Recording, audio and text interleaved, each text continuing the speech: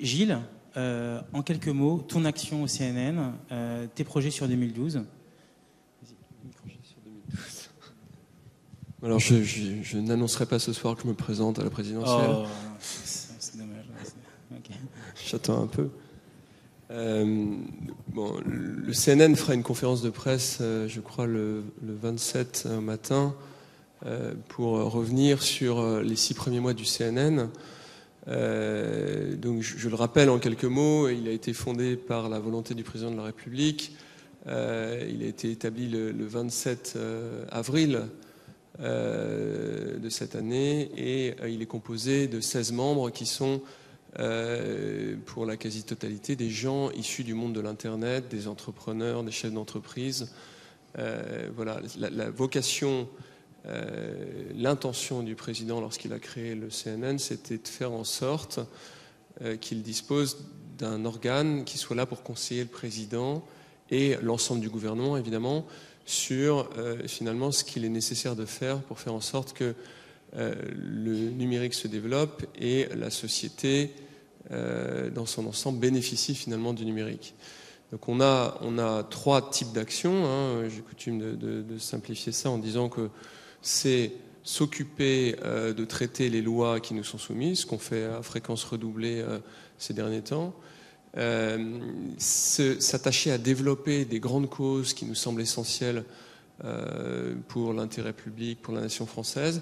Et puis, ça c'est quelque chose qui devient, je dirais, assez important, faire de l'éducation, c'est-à-dire avoir un travail pédagogique à l'endroit des élus, que ce soit des élus locaux ou des gens qui sont rattachés au gouvernement et ses agences. Voilà, donc c'est en gros les missions du CNN. Et en termes de perspective, en termes d'action sur les prochains mois, sans déflorer la conférence de presse, quelle thématique avant de conclure, vas-y. Ouais, alors on s'est emparé de 3 thématiques et on va continuer à les développer pour l'instant, qui sont l'open data. La France est en retard dans ce domaine.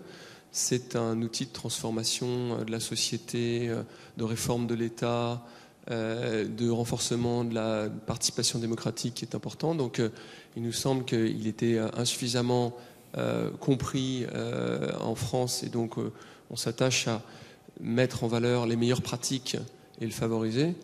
Le deuxième sujet qui moi me tient particulièrement à cœur, c'est la notion de compétitivité.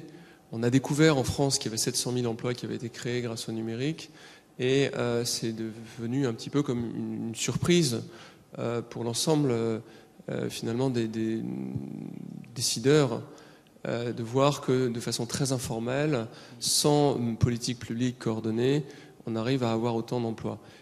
Moi je le dis toujours, ça n'est jamais arrivé dans l'histoire économique de la France. C'est-à-dire que même si vous prenez l'automobile dans les années 60, en 12 ans, elle n'a pas créé 700 000 emplois.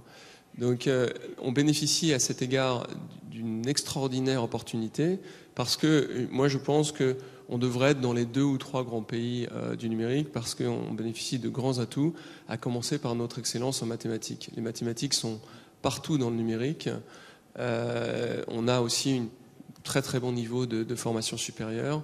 Donc avec 3,6 points du PIB réalisé dans le numérique versus 5 points pour la moyenne de l'OCDE, on a du boulot.